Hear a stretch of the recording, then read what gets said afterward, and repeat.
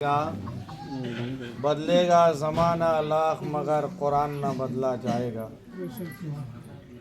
ना घबराओ मुसलमानों, अभी खुदा की शान बाकी है, अभी इस्लाम जिंदा है, अभी कुरान बाकी है।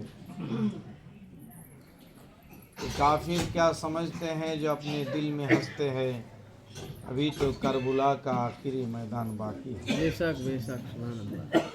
मिट जाए गुनाहों का तसव्वुर ही जहाँ से इकबाल, अगर हो जाए यकीन कि अल्लाह देख रहा है। दिल पाक नहीं तो पाक हो नहीं सकता इंसान, वरना इब्लीस को भी आते थे वज़ू के फ़राइज़ बहुत। सर झुकाने से नमाज अदा नहीं होती, दिल झुकाना पड़ता है इबादत के लिए।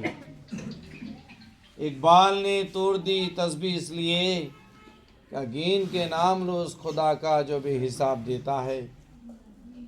कोई इबादत की चाह में रोया, कोई इबादत की राह में रोया, अजीब है ये नमाज मोहब्बत का सिलसिला इकबाल। कोई काज़ा करके रोया, कोई अदा करके रोया। সুবহান আল্লাহ। শিক্ষিত সুধী সমাজ, সময়টা এমন একটা সংকীর্ণ সময়, বেশি কিছু বলা যাবে না। সবারই পেটে ভুক খিদা লেগেছে, আমাকেও লেগেছে, হকিকত কথা। আমি এই বাড়িতে সেদিন এসেছিলাম, মেয়েটা এখানে ছিল, অক্সিজেন দেওয়া ছিল, ইনিও ছিলেন। এসেছিলাম পন্ডা মিশনের ব্যাংক ভাঙতে। দেখছি এখানে কি, তো ইনি বললেন যে একটা মেয়ে সিরিয়াস, আমি একটু দেখে যাই। মেয়েটার অবস্থাটা দেখে না ভিতরটা ফেটে উঠেছিল। একটা ইয়ং মেয়ে, আজকে ওনার মা হয়তো বেঁচে আছে, বাবা বেঁচে আছে। পৃথিবীতে তিনটা জিনিসকে মাপানো যায় না। এক নম্বর হলো কোরআন শরীফের আয়াত কত ওজন, এটা কেউ বলতে পারবে না। দ্বিতীয় নম্বর হলো মায়ের মহব্বত, মায়ের ভালোবাসা। আটলান্টিক মহাসাগরের তলা আপনি মাপতে পারবেন,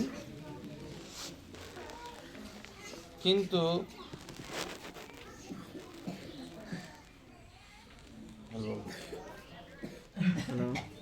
আপনি কোনোদিন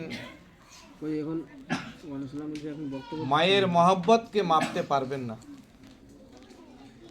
মায়ের ভালোবাসাকে কেউ মাপতে পারবেন না। সেদিন দেখছি মেয়েটাকে অক্সিজেন দিচ্ছিল, মেয়েটার চেহারাটা ফিকা হয়ে গেছে। আমি একদিকে বললাম মেয়েটার অবস্থাটা কি, বলে মেয়েটার অবস্থা ভালো নেই। আমি বললাম জন্ডিস হয়েছে নাকি, বলে জন্ডিস তো বটেই, কিছুগুলো কথা বললো যেটা আর বলা যাচ্ছে না। হাত তুলে এখানেই দোয়া করেছিল, আল্লাহ তুমি সই সালামতে যদি হায়াত না রাখে, তুমি কষ্ট পাচ্ছে। ওই সময় দেখছিলাম সবারই চোখে জল ছিল, মা থেকে নিয়ে বাপ পর্যন্ত সবাই কাঁদছিলেন। মরণ এমন একটা জিনিস, কাউকে ছাড়বে না। একটু আগে শুনলেন আইনা মা তা কুনু ইদরিকুমুল মউত ওয়ালা কুনতুম ফি বুরুজিন মুশাইয়্যাদা। মানুষ যদি চায় জাহান্নামের আগুন থেকে, আল্লাহর আযাব থেকে বাঁচতে পারবে, কিন্তু মরণ থেকে বাঁচতে পারবে না। পারবে? মরণ থেকে কেউ কোনোদিন বাঁচতে পারেনি, আর কিয়ামতের সকাল পর্যন্ত পারবে না। কারণ মানুষ যদি ইবাদত করে আল্লাহর আযাব থেকে বাঁচবে, কিন্তু মরণ থেকে কেউ বাঁচতে পারবে? মৌলানা তাজমুল সাহেব খুব সুন্দর আলোচনা রাখছিলেন, ভালো লেগেছে আমাকে। মরণ এমন একটা জিনিস, মরণের সুধা পান করতেই হবে। আপনি রাজা হন, বাদশাহ হন, প্রজা হন, যে কেউ হন না কেন, মরণ থেকে রেহা পাবো না। কিন্তু মরণ থেকে যদি রেহা না পাই, তাহলে আল্লাহর ইবাদত কেন করি না ভাই? আল্লাহকে কেন ডাকি না? এই জন্য কোনো কবি বলেছেন, ভোরের বাসে যখন বাজে মুমিন লোকের দিলে লাগে, ঘুমের মোরা অমনি জাগে, ঘুমের মোরা অমনি জাগে ওই বাসির সুরে মুহাম্মাদের নাম কে বা প্রথমে ডাকেলে কার নামে রই মহান বাসে মক্কাতে উঠিল সর বাসে বাজে সুমধুর মক্কাতে উঠিল সুর বাসে বাজে সুমধুর বাসের সুরে জগৎবাসী বাসের সুরে জগৎবাসী পাগল করালি কার নামে রই মহানবাসী বিদ্রোহী কবি বলছেন কোন বাসী গো আল্লাহ রাব্বুল আলামিন আমাদের জন্য কত সুন্দর ফ্যাসিলিটি দিয়েছেন আজানের বাসী বলা হয়েছে তারপরে বলছেন আল্লাহ কত না ফ্যাসিলিটি দিয়েছেন বলুন তো আপনি ঠান্ডার সময় ওযু করতে যাবেন না ঠান্ডা লেগেছে বিছানাটাকে ত্যাগ করে উঠে যান টিউবওয়েলে 2-4 বার চালিয়ে দিন দেখবেন টিউবওয়েল থেকে গরম জল বের হচ্ছে হয় কি হয় না गरम जल बेर है बोले आओ नमाजियों आओ तुम्हारे लिए मैं ये पानी को एयर कंडीशन बना के रखा है কেন যাই না আল্লাহর দরবারে সকালবেলা যদি বিছানাটাকে ত্যাগ দিতে পেরে মসজিদের দিকে যে আল্লাহ কত না রাজি হয়ে যায় খুশি হয়ে যায় আপনি গ্রীষ্মকালে গরমের সময় যদি টিউবওয়েলটাকে চালান তো আপনার ঠান্ডা জল বের হয় বেশক হয় কি হয় না আল্লাহর কুদরতে কামেলা যে আল্লাহ কত ফ্যাসিলিটি আমাদেরকে এখানে কত মোটামুটি 100 জন মানুষ হব আমার মনে হয় 100টা লোকের বেশি হব আল্লাহর কুদরত কত কারো চেহারার সঙ্গে কারো চেহারার মিল আছে একটা চেহারা দেখান তো মনে আয়ুব বাবু কারোর সঙ্গে কারো চেহারার মিল নাই এটা আল্লাহর কুদরত কত করোড় কত হাজার কত ডলার মানুষ আছে কিন্তু কারোর সঙ্গে কারো চেহারার মিল নেই আর যাকে আল্লাহ যেই গঠন করেছেন ওই গঠনটা ওর জন্যই সৌন্দর্য নয় আমি ছোট্ট করে একটি কথা বলছিলাম বড় মৌলবি হতে পারেন আমাকে পড়ানোর মতো মৌলবি এখানে বসে আছেন তবে আল্লাহর দয়ায় আপনাদের দোয়ায় নবীর সাদকায় পীর মুর্শিদের ওসিলায় টাকি টুকি চলছি খিদমত করছি দোয়া আপনাদের আছে এই যে মরণ সৈয়দনা উসমানে গনি রাদিয়াল্লাহু তাআলা আনহু যিনি বিখ্যাত সাহাবী যাকে নবী বলেছিলেন উসমানে গনি তোমাকে আমি দুটো নূরের টুকরা দান করলাম রুকাইয়ার কুলসুমকে বিবাহ দিয়েছিলেন সেই উসমানে গনি রাদিয়াল্লাহু তাআলা আনহু যাকে নবী জান্নাতি বলে ঘোষণা করেছিলেন 10 জন সাহাবী রাসূলকে জান্নাতি বলেছিলেন তার মধ্যে সৈয়দনা উসমানে গনিও ছিলেন তিনি যখন কবরস্থানে যেতেন না কচি বালকের মতো ডুকরে ডুকরে কাঁদতেন চোখের জলগুলো সরবর হয়ে যেত দাড়ি মোবারক ভিজে যেত কুর্তা মোবারক ভিজে যেত জায়গাটা ভিজে যেত লোকেরা জিজ্ঞাসা করতেন উসমানে গনি তুমি এত কাঁদছো কেন বলো কারণ নবী তো তোমাকে জান্নাতি বলে ঘোষণা করেছে জোরে বলা যাবে না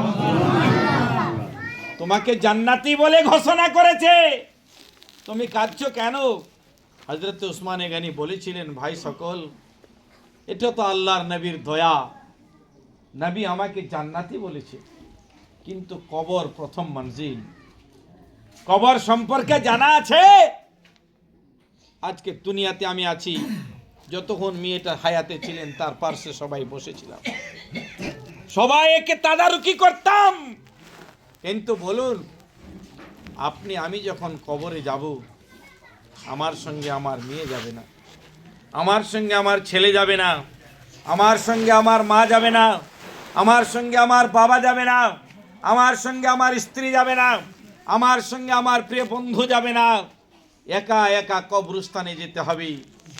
তোমরা কি জানো কবর একটা দর্দনাক জায়গা? কবর হলো প্রথম মঞ্জিল। কবরে যে পরিত্রাণ পেয়ে যাবে, কবরে হাসরে মিজানে সব জায়গাতে পরিত্রাণ পেয়ে যাবে। সময়কের জন্য যদি বাত্তিটা চলে যায়, बत्ती गई आपके यहां से, घर पे रहना मुहाल हो जाता है। কিন্তু ওখানে কোন আলোটা জ্বালাবেন বলুন? জ্বালাতে হবে কি হবে না? অনেকেই বলে জিয়ারত মত করো। প্রথম অবস্থায় বলেছিলেন নাহিতুকুম আন জিয়ারাতিল কবুর, নবী বলেছিলেন হাদিস পাকে। কার কবরকে? ইহুদি নাসারাদের কবর, বড় উঁচা উঁচা কবর ছিল। নবী বললেন সেই কবরগুলোকে তোমরা ভেঙে তছনছ করে দাও, তোমরা জিয়ারত করবে না।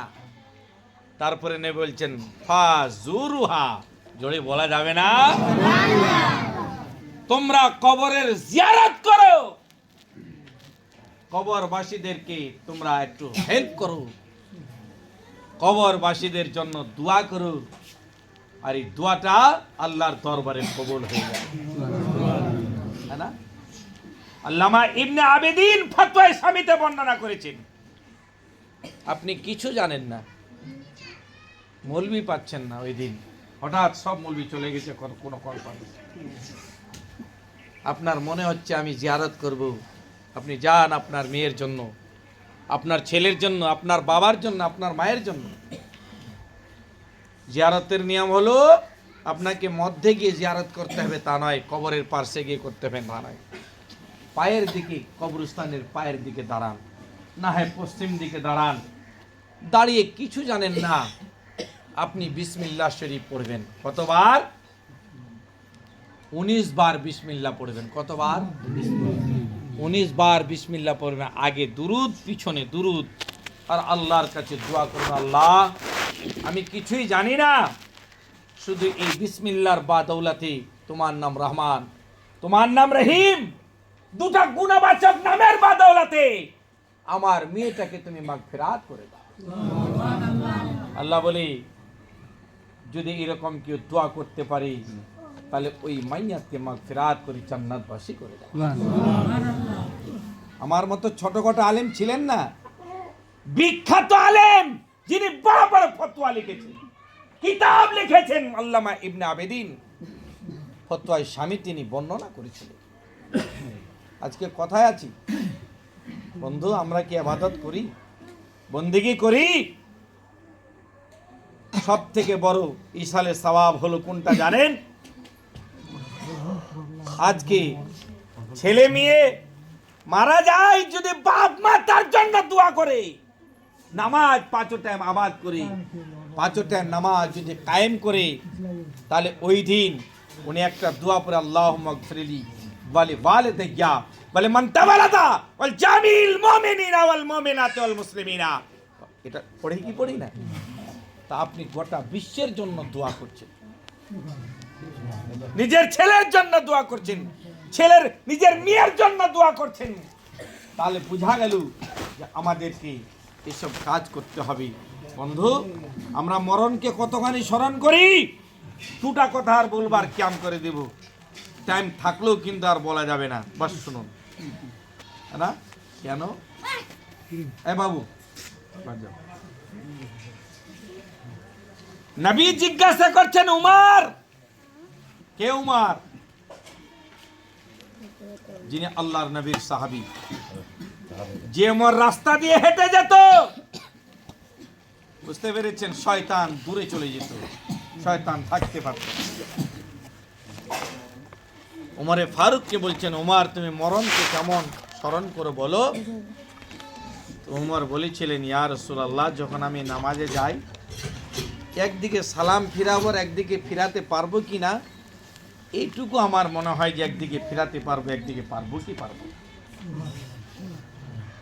মরণকে স্মরণ করছে, বলছে আবু বকর তুমি কেমন কেমন স্মরণ করে বলো। বকর বলছেন ইয়া রাসূলুল্লাহ আমি চোখটা পলক মেরেছি আর এটা খুলতে পারবো কি পারবো না তার আগেই মরণ আসতে পারে। বলার অনেক কিছু ছিল কিন্তু সেটা আর যাচ্ছি না আগে, কারণ সময় সংকীর্ণ। আপনাদেরকে আমি আবেদন করব মেয়েটার জন্য যেন প্রাণ ভরে আজকে দোয়া করি। মেয়েটা উচ্চ মাধ্যমিকে পড়াশোনা করছিল, মেয়েটা চলে গেল। মেয়েটা শেহলা রঙের ছিল কিন্তু চেহারাটা খুব অপূর্ব সুন্দরী ছিলেন। এত অসুখের মধ্যে তেনাকে দেখলাম চেহারাটা খুব সুন্দর ছিল। আল্লাহ যেন তেনাকে তিনার খবরটাকে আল্লাহ যেন জান্নাতের বাগান বানিয়ে দেয়। তিনার মা বাবাকে আল্লাহ যেন সবরে জামিল আতা করে, তিনার পরিবারকে আল্লাহ যেন ভালো রাখে। এই বাড়িতে যেন রুজি রোজগারে বরকত হয়। আমি শুনলাম এনার কি ছেলে নাই না? একটা ছেলে আছে, একটাই ছেলে। আর মেয়ে আপনার দুটা মেয়ে। আহারে, একটা চলে গেল আর একটা আছে। আল্লাহ যেন এনাদেরকে ভালো রাখেন, সুস্থ রাখেন। তাই আপনাদের আমি আবেদন করব যে আপনারা সদা সর্বদা আল্লাহর ভয়ে নামাজ কায়েম করুন, কারণ নামাজ আপনার সঙ্গের সাথী হবে, অন্ধকার কবরের বাতি হবে, হাসরে মিজানে পুলসিরাতে কাজে আসবে। উৎখারে হোমিনতা